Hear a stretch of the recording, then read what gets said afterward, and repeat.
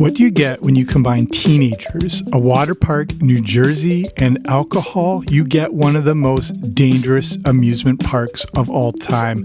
Action Park was a water park in Vernon, New Jersey that ran from 1978 to 1996. It became notorious for being unsafe with many accidents and was a place where rules didn't necessarily have to be followed by visitors or owners.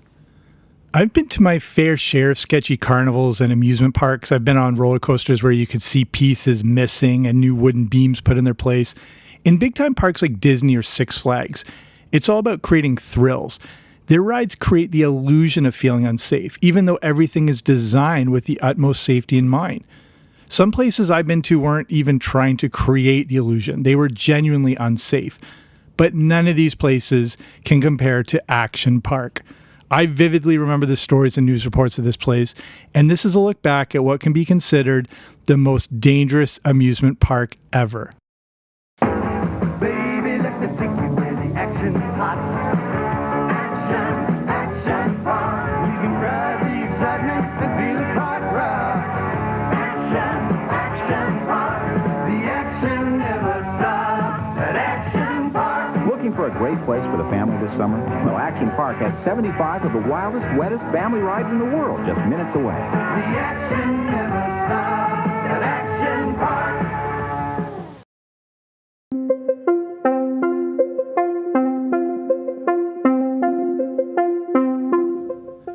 Action Park comes out of the late 70s and has connections to an ex-Wall Street employee named Gene Mulvihill. This is the time of penny stocks, and you just have to picture the Wolf of Wall Street to get an idea. Next, there's Robert Brennan, who was a salesperson for Mulvihill. Eventually, they got in trouble for selling worthless stocks. His next move was to buy some old ski resorts in Vernon, New Jersey. This could be an excellent investment, as they could use it for skiing in the winter and recreation in the summer. The area was getting popular as Hugh Hefner had opened a Playboy resort camp in the same area, and there was hopes this could be the next Vegas or at least Atlantic City. Donald Trump even went to check out Action Park to see if it was worth investing in. The initial focus was on skiing, but what would they do in the summer?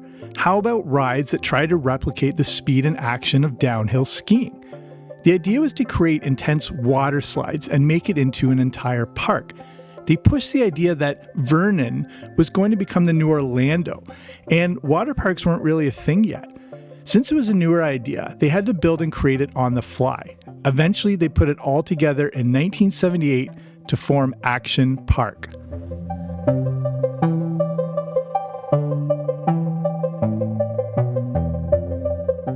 Water slides were the main attraction, but the park was divided into three sections: an area with the slides, an area with the pools, and then Motor World, mostly made up of go-karts and anything with an engine. One of the craziest attractions was the Cannonball Loop. This was a water slide with an actual giant loop in the middle, like it was right out of a Hot Wheels racetrack set. Human beings, specifically younger ones, could actually ride this thing. One big issue with rides like this and the entire park is that there didn't seem to be any consulting with engineers. In the fantastic documentary Class Action Park, we get some great insights into everything that went on. They tell the story of how they tested the loop with crash test dummies. The dummies were coming out completely mangled, some with missing limbs, some missing heads. A few adjustments clearly needed to be made. After the adjustments, they started testing the Cannonball Loop ride with the teenage employees. Anyone who had the guts to try it would get $100. Some of the first few who tried it came out of the bottom with bloody mouths. They decided to add some padding. Then, others were coming out all cut up.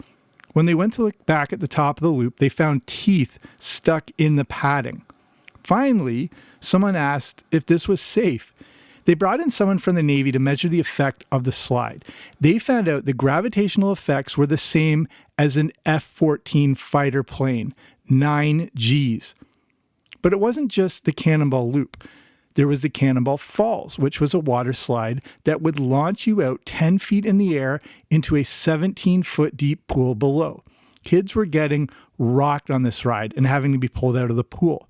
And we need to point out again, none of these were designed by engineers or ride experts. Anyone who thought up an idea had a genuine shot of seeing it created. Apparently, Cannonball Loop was designed on a cocktail napkin and built by local welders. Here's another one.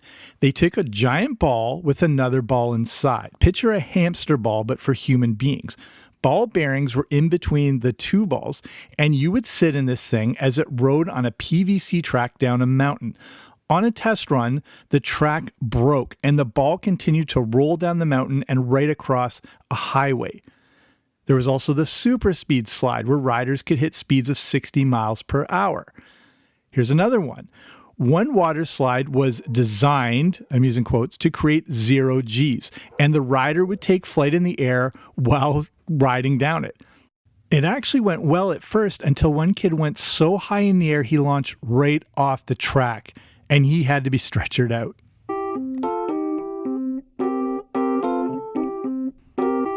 It wasn't just the water slides. There were other situations that could still cause injury. So just disclaimers from here on in, there are some disturbing stories that come up. First one is they paved the entire park with black asphalt. That meant the asphalt was absorbing and reflecting all the heat from the sun and turning people's feet into mincemeat. One of the rides had bees' nests all around the bottom of the ride. There was also the Tarzan Swing. It was a simple idea: swing out and release into a pool below. Most people couldn't hold their weight and would either go crashing into the rocks or would face plant into the water. But that wasn't the main problem. The water was actually freezing cold spring water with live trout in it. Going from super hot and humid weather into freezing cold water was putting some people into shock. Where were the lifeguards during all this, you ask? They were most likely taunting the person making that jump, along with all the other spectators in the area. Let's not forget, along with the dangerous rides, Action Park was also serving alcohol. Alcohol and danger, what could possibly go wrong?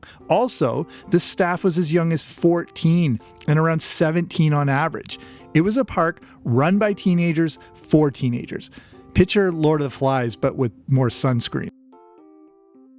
Action Park was in full force going into the 1980s, but you're probably asking yourself this question: how in the hell was this possible, and how could they ever get insurance for a place so dangerous? Not surprisingly, the owners of the park were not too concerned about insurance, but they obviously needed it to stay open. As pointed out in the documentary, Mulvihill created his own phony insurance company called London and World Assurance Limited. It was based out of the Cayman Islands, and nothing sketchy ever seems to be associated with the Cayman Islands. Not only did he have a company to prevent him from paying insurance, but he could also launder money through it. This didn't go unnoticed, and the state eventually investigated. Even though he refused to appear in court, Mulvihill pleaded guilty to conspiracy and fraud. Action Park was partially on state land, and they forced him to give up control. Again, he found a way around this by becoming the worst tenant ever. Action Park simply refused to pay rent or taxes. Somehow, this worked. The state of New Jersey was at its wits' end and decided to just sell him the land. All ties were severed, and he was no longer connected to the state. He could do whatever he wanted. Whenever he needed a new ride, he would turn back to his Wall Street friend for money. How could a park that went through all this turmoil still attract people? Well, it did. When they started running commercials for Action Park, everyone wanted to go. It's incredible, it's spectacular, it's unbelievable, it's Action Park. You're in total control of over 50 sensational rides and family attractions at the world's largest participation fun spot. There's unforgettable, time-stopping, heart-pumping action faster than chain lightning, with rides that stretch your imagination to the breaking point. Enjoy hours of action minutes away in the clean, fresh air of the New Jersey mountainside at Action Park, Vernon Valley, Great Gorge, New Jersey. There's nothing in the world like Action Park.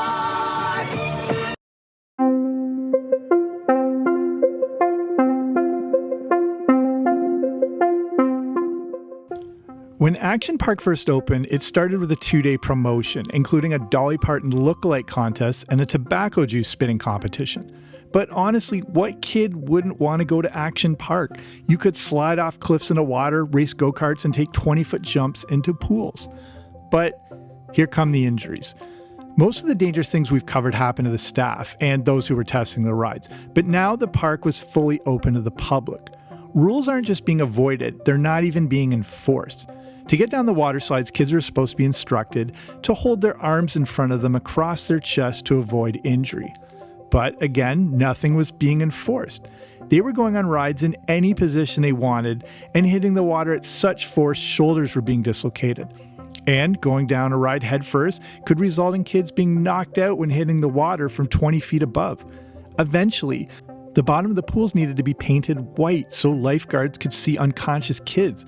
There was Surf Hill, which was like a giant slip and slide that went down a cliff. Someone apparently broke their neck on this ride. There was a tube ride that was so overrun with people it became like roller derby. In that documentary, they tell of kids being rammed and launched straight out of the ride.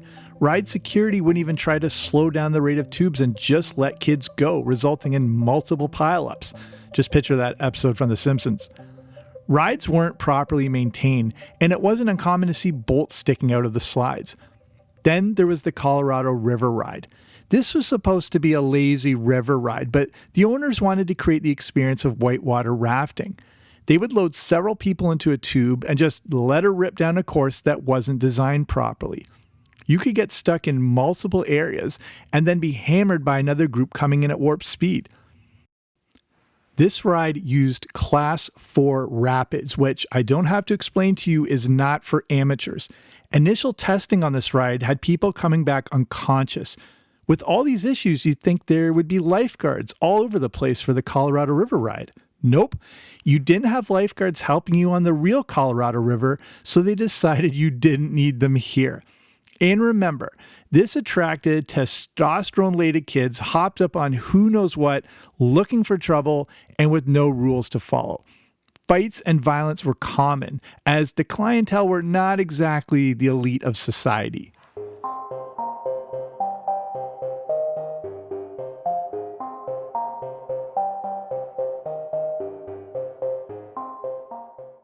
But now the news reports begin. Not only are kids getting pummeled by the rides, but by each other. The pools and rides were turning into mosh pits. As the injuries and violence piled up, the news reports started to spread. Enticed by what they were hearing, even more questionable use started to show up. It sounded like American gladiators in water. Police in the area said the majority of the calls during the day were for Action Park. And we haven't even touched on Motor World. Fueled by an afternoon of drinking, visitors could stumble from the beer tent straight next door to the go-kart tracks. People were driving wherever they wanted. They were leaving the track in their car and driving through the grass and fields. Employees found out how to override the speed governor, and the carts could now hit speeds of up to 60 miles per hour. Go-karts were being taken by staff out onto the nearby highway. Then there were the super speedboats, which were proper speedboats in a lazy river. These legitimate miniature speedboats were treated like bumper boats with users ramming the hell out of each other. Boats would regularly flip over.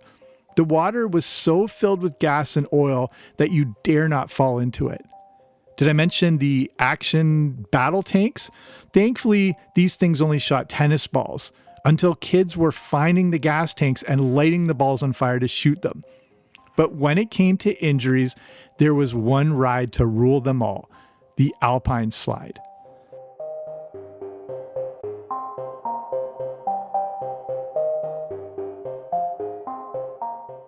A chairlift would take you to the top of the hill where you got on a little cart that had a stick in the front to control braking and speed. The track was made of fiberglass and concrete with a nice mix of asbestos thrown in. It turns out many of the carts were broken, so the brakes would do nothing. Now, the users are rocketing down a hot concrete track wearing nothing but bathing suits. People were getting launched off the track. Again, it wasn't designed properly to keep people on. Broken bones and torn up skin were a daily occurrence. It got so bad that pictures of injuries were included at the top of the ride as a warning to see how dangerous this thing was.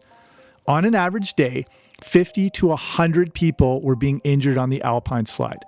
Double that on the weekends. Injuries were treated in a makeshift infirmary by spraying a weird orange concoction on the wounds. Action Park was taking up most of the usage of the area ambulances to the point they were forced to buy their own. Again, this is the 1980s, so they didn't have to disclose their injury reports, only the most serious, and they were allowed to determine what constituted a serious injury. A park like this wouldn't last 2 minutes today, but again, this was the 80s. In an era of deregulation, many believed they could just regulate themselves. For Action Park, the idea was you could throw caution into the wind and no one could stop you. The owners of Action Park also had connections to some higher up people, which seemed to lead to even fewer restraints. It's not that lawsuits weren't happening, they simply refused to settle. They would draw out the cases so long that it became too much trouble to even pursue. In that documentary, they point out that any cops that showed up were probably given some monetary encouragement to keep going. But yes, unfortunately, there were deaths. One incident involved the Kayak River. The river had underwater fans that kept the water moving. Someone fell into the water and a fan short-circuited, electrocuting them.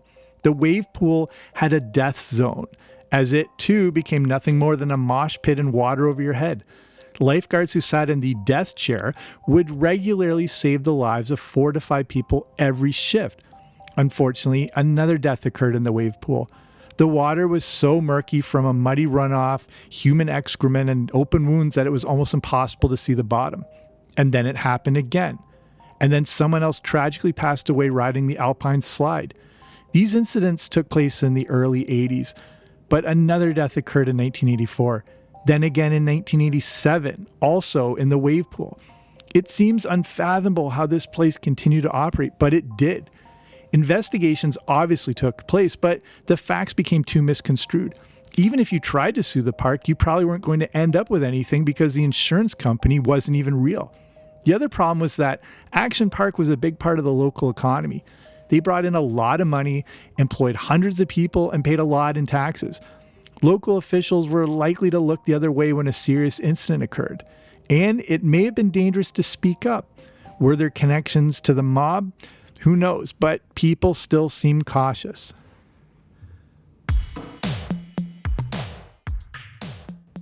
They say there's no such thing as bad publicity, but in the case of Action Park, the negative press reports eventually caught up with them. The constant news reports about the danger and accidents at the park caused people to turn away. By the 1990s, attendance dropped. More lawsuits had also popped up. Apparently, some 24 injury claims had been filed against the parent company, Great American Recreation. Then there was the issues with Robert Brennan. He'd been found guilty of money laundering and fraud. He went to jail for 10 years and Action Park no longer had its usual cash flow. Great American Recreation eventually declared bankruptcy. The end of the 96 season would be the last for Action Parks. When Action Park opened in the late 70s, early 80s, they could get away with anything. By the time the mid-90s rolled around, there was a whole new world of legalities and regulations. Action Park came out at the right time and could have only existed during the 80s. But the park still exists, albeit in an entirely new form. It was purchased by a company that took out all those old features and renamed it Mountain Creek. It was now just a regular and very safe water park. In 2014, it was then bought back by the son of Gene Mulvihill. The name was changed back to Action Park. In 2016, the name went back to Mountain Creek Water Park.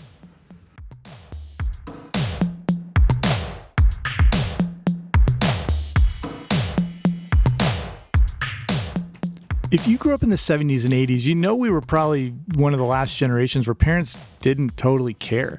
We would disappear for hours on end, no cell phones, no checking in, just be back in time for dinner. I wasn't technically allowed to ride my bike outside of my neighborhood, but we would often ride to explore old abandoned homes. This was an era where you could still get in trouble with teachers and what they said goes. My parents would never question what a teacher would have to say, but these days I think it's the complete opposite. We drank from rusty hoses and we had to walk it off when we got hurt. This isn't to say that the 80s approach was noble. It was just a different time. And Action Park was the personification of all this. It represented the freedoms kids had during this era. Looking back, it seems pretty horrifying, but at the time, this was just par for the course. Every city had its own small version of Action Park. It probably wasn't on the same scale, but we all had certain fun fairs, parks, and playgrounds that were a massive risk to use. We had playground and climbing equipment at our schools that were absolute death traps. My elementary school had a gigantic steel spiderweb cage-like creation. The top of this thing was a good 8 feet off the ground, and I remember so many kids, including myself, getting battered from using it. Today, no one would even consider installing something like this. It's not that we were any better for how we handled things, we just didn't know any other way. The story of Action Park is like capturing the essence of the 1980s in a nutshell. It appealed to our love of risk and danger. We jumped BMX bikes off of homemade ramps and did flying elbows off our garages onto piles of mattresses. Like Action Park, we seemed to have very few limits and restrictions. A place like Action Park was a 1980s utopia. It appealed to our lack of senses and desire for risk. Action Park came out at the right time, in the right place, with the right approach. Yes, there are some terrible and unfortunate stories, but it remains the perfect microcosm for how so many kids experienced the 80s. So let's finish it there. I hope you like this look back on a very interesting time period and a very interesting story. You may have heard of this before. You might be from the area, or this might be brand new to you. But I mean, if you go on YouTube, you can get a better idea of what these rides look like. You can see there's even old like home movies of people riding down that alpine course thing and even getting hurt while they're filming it. So if you see that Cannonball Loop ride, you can dig deeper if you want. And there's, again, that great documentary Class Action Park and other YouTube channels that have covered it if you want to see the visual. But that's it for me here. As we finish, I just wanted to say, if you're interested in supporting a show like this, small independent podcast, you can check me out at patreon.com/80s. And that's where, for as little as a few bucks a month, you can support the show, but you get different audio rewards. And there are various tiers. Say at the Boba Fett tier, you get access to the Everything 80s Movie Club. And I just reviewed probably my favorite comedy of all time, definitely of the 80s, Weird Al Yankovic's UHF. So if you're part of Patreon and the Movie Club over there, check your feed if you haven't listened to it already. A movie, I had to keep this thing. I like to keep the shows to around a half hour. I could talk about that movie forever. I've seen it so many times. I know all the ins and outs of it. So again, if you want to listen to my episode about UHF, or if you want to learn more about supporting this show, just go to patreon.com/80s, patreon.com/80s, or wherever you're listening to this on right now. In the show notes or description of the show, there'll be a link that'll take you right there. Okay, that's it for me. Thank you for listening. I will be back soon with a new episode. Don't you dare miss it.